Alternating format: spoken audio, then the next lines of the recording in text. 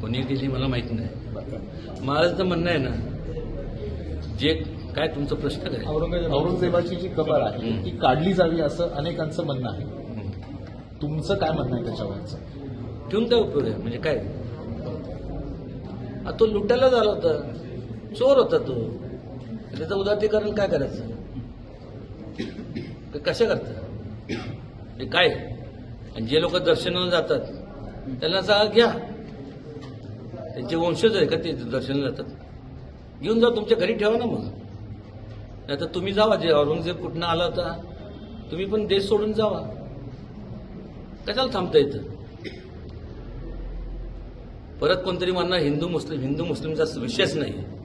या इथले तुम्ही जर शिवाजी महाराजांचं संपूर्ण जर बघितलं, त्यांचे जवळपास संपूर्ण ज्यांचे आरमारातले चीफ हे ते वेगवेगळ्या ह्याच्यातले होते ना, मुस्लिम समाजातले होते सगळे.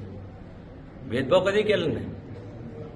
असं आहे का? त्यांचे संपूर्ण जवळचे अंगरक्षक सुद्धा संपूर्ण होते. त्यामुळे ही काय, हे बाणगोळ, यांना काय खोदून टाकाय नसतं काय? किती लागतं? एक जेसीबी मारला, खापकीर गेलं की गेलं, या टाकून कुठे